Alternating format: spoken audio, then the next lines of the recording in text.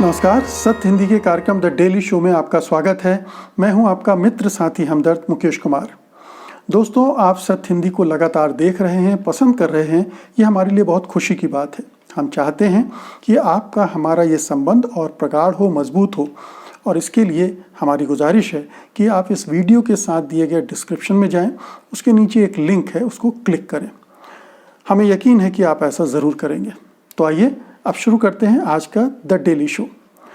दोस्तों, हम ये जानते हैं कि दिल्ली पुलिस का जो कारगुजारियाँ रही हैं, दिल्ली पुलिस का जो रवैया रहा है पिछले 5-6 सालों में ख़ास तौर पर, वो बहुत ही संदेह के घेरे में रहा है। उस पर लगातार उंगलियां उठती रही हैं, उसके कामकाज को लेकर, उसके व्यवहार को लेकर, उसके पक्षपातपूर्ण रवैये को लेकर। और ये हमने बहुत सारे मामलों में देखा है।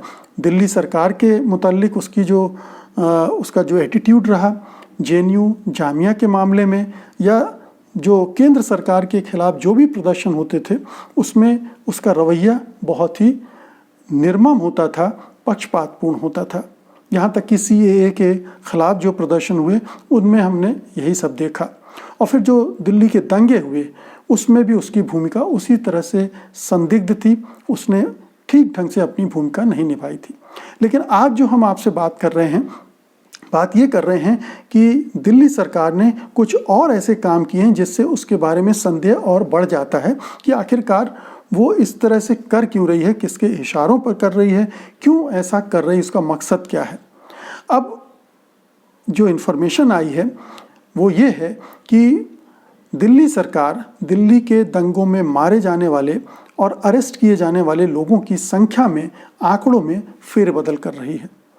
हम आप सब जानते हैं कि दिल्ली के दंगों में 53 लोग मारे गए थे, और ये जो मारे जाने वालों की सूची है वो पूरे अखबार में, मीडिया में पब्लिश हुई थी।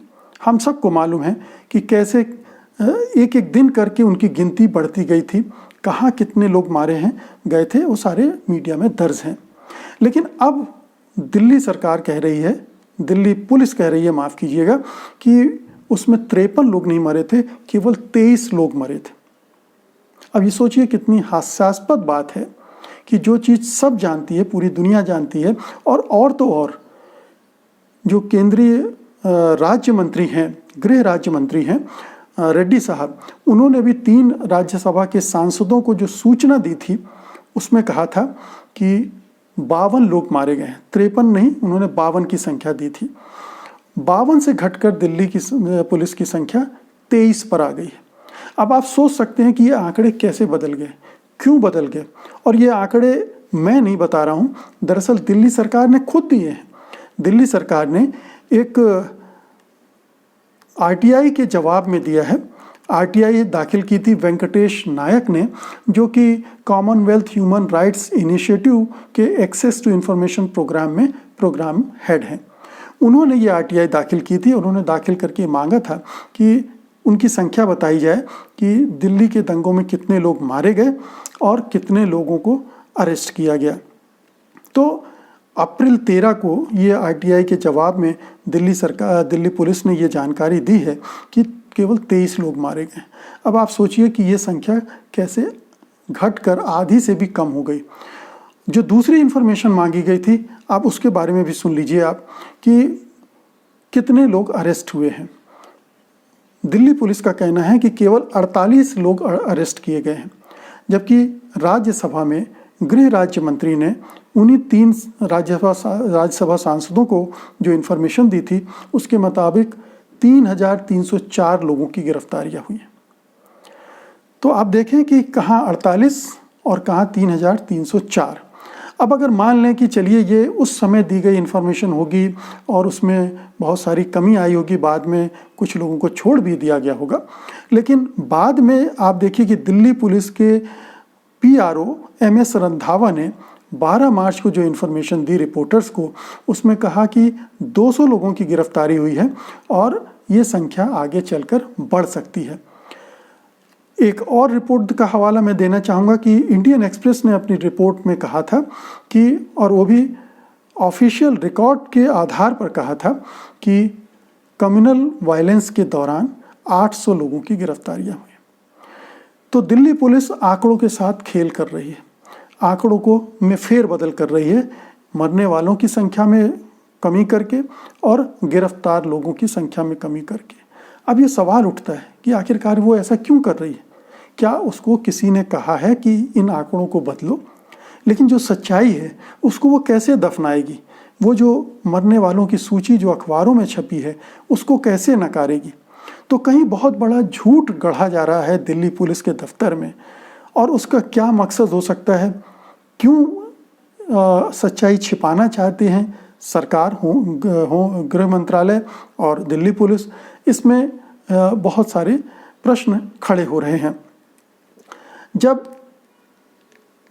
वेंकटेश नायक ने पुलिस से इंफॉर्मेशन मांगी, वो जो 23 लोग मारे गए हैं उनके नामों की सूची मांगी, तो दिल्ली पुलिस ने ये कहते हुए वो सूची देने से इनकार कर दी कि आरटीआई एक्ट में हमारे ये प्रोविज़न नहीं है कि हम ये इन्फॉर्मेशन आपको दें, जबकि ऐसा कोई भी प्रोविज़न नहीं है। ये ऐसी इन्फॉर्मेशन है जो पब्लिक डोमेन में ऑलरेडी अवेलेबल है। वेंकटेश नायक एक ऑफिशियल सोर्स से मांग रहे थे ताकि उसका कन्फर्मेशन हो जाए, लेकिन उसके लिए मना कर दिया गया। अब ये साफ जाहिर है कि दिल्ली पुलिस ट्रांसपेरेंट नहीं है, वो अकाउंटेबिलिटी नहीं सिद्ध करना चाहती, अपनी जवाबदेही नहीं ले रही है और आंकड़ों में फेरबदल कर रही है। ये एक बड़ी खतरनाक स्थिति है। अब देखिए कि जो दिल्ली के सेंट्रल इंफॉर्मेशन कमिश्नर यशोवर्धन आज़ाद थे और पहले आईपीएस ऑफिसर रह चुके हैं, उनका कहना है कि जिस अधिकारी ने ये आरटीआई के जरिए इंफॉर्मेशन दी है और बाकी इंफॉर्मेशन देने से मना किया है, उसने गलत किया है। उसको ये अधिकार ही नहीं है और बल्कि वो आरटीआई कानून की गलत ढंग से व्याख्या कर रहा है। ये गलत है। तो आगे चलकर दिल्ली पुलिस को ये इंफॉर्मेशन सारी देनी पड़ेगी, वो इससे बच नहीं सकती। लेकिन अभी जो उसकी प्रवृत्ति है इंफॉर्मेशन छुपाने की, ये बहुत गलत है। हम सब जानते हैं कि पूरे दिल्ली दंगों के दौरान पुलिस की भूमिका क्या थी।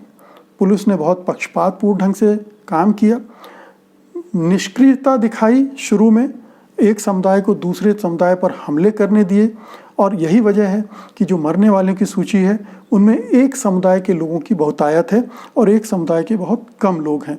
तो ये एक तरह का प्रायोजित दंगा भी कहा गया था, इसीलिए कि इस दंगे को होने दिया गया, करवाया गया, और इसमें केंद्र सरकार ने आंखें मूंद ली थी या पुलिस को कह दिया था कि होने दो, जैसा कि गुजरात में गुजरात दंगों के दौरान हुआ था, ऐसा कहा जाता है। तो उसी मॉडल पर इस दंगे के बारे में भी कहा जाता है कि वैसा ही यहाँ करने दिया गया। तो ये स्थिति है, ये बड़ी विचित्र स्थिति है कि ऐसे आंकड़े जिनसे दुनिया भर परिचित है, उस आंकड़ों को छुपाया जा रहा है, तोड़ा मरोड़ा जा रहा है, कम करके दिखाया जा रहा है। और इसके पीछे नीयत क्या है दिल्ली पुलिस की, ये समझने की ज़रूरत है हम सबको, कि कहीं वो ऐसा तो नहीं है कि मरने वालों के नाम उजागर नहीं करना चाहती है, क्योंकि उनके नाम उजागर होने से पुलिस की भूमिका भी उजागर हो सकती है।